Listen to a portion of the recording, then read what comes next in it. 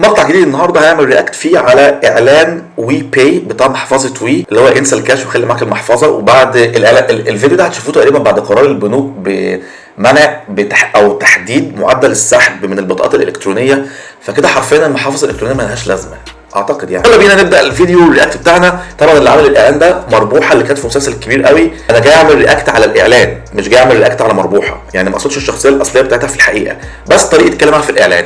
في المقطع ده هي هتكون ماشيه قدامنا في فيلا كده او سبورتس كلاب او حاجه زي كده، نادي رياضي. فالمفروض انها بتتكلم بستايل معين، اللي هي البنت من ايجيبت بقى، واو بناكل جرين برجر وبناكل فلافل والغريب ده. فهنشوف كده مع بعض.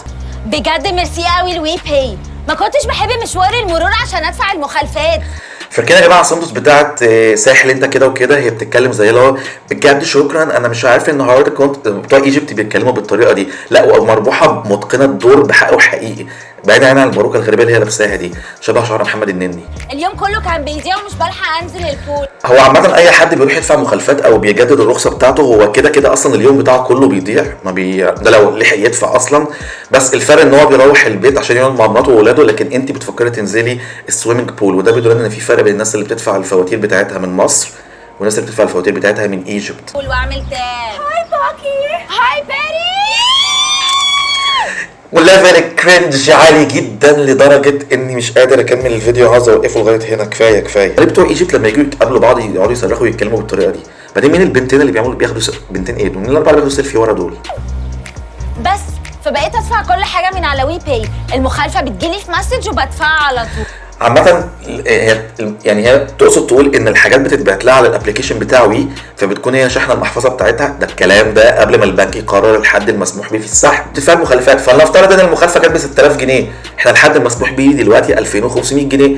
وريني بقى هتدفعي ازاي يا وي. دي كارثه طبعا، شكلي في الصوره بشع. هنا هو بيوريها انها تقريبا كانت عامله مخالفه فمتصوره بالموبايل، قول له دي كارثه، فالراجل بيقول لها طبعا، فهي بتقول له شكلي في الصوره بشع.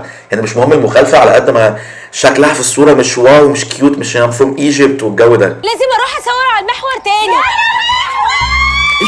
طبعا الراجل اتصدم هنا، وفي كميه ده بقى الصريخ بقى اللي هم ماشيين بيه بقى من مصر، ده الصريخ اللي بنسمعه في الحواري وفي المناطق الشعبيه وفي الخناقات بتاع الستات. والراجل يعني اتصدم، وفي الاخر هيقول لك الكاش راحت خلاص عليه، استخدم وي باي. بالنسبه لي انا بكره شركه وي لان هم حرفيا بيسرقونا في النت، ومفيش باقات نت اصلا، مفيش حاجه اسمها 140 جيجا في سنه 2023. يعني ده اقل لعبه زي وور زون مثلا معديه ال 100 جيجا. فصباح الفل يا وي، ويا ريت تزودوا لنا اشتراكات الانترنت، الباقات عفوا مش الاشتراك، زودنا الباقات عشان نعيش زي بقيه الناس، حتى نقدر نعمل داونلود نتفرج على الفيديو بجوده عاليه. خدوا بالكم انا بعمل رياكت وبخلي الفيديو على جوده فول اتش دي. كان معاكم سام، قولي تحت عاوزين نعمل رياكت ثاني على ايه. اشوفكم في مقطع ثاني قريب. منك للاوي.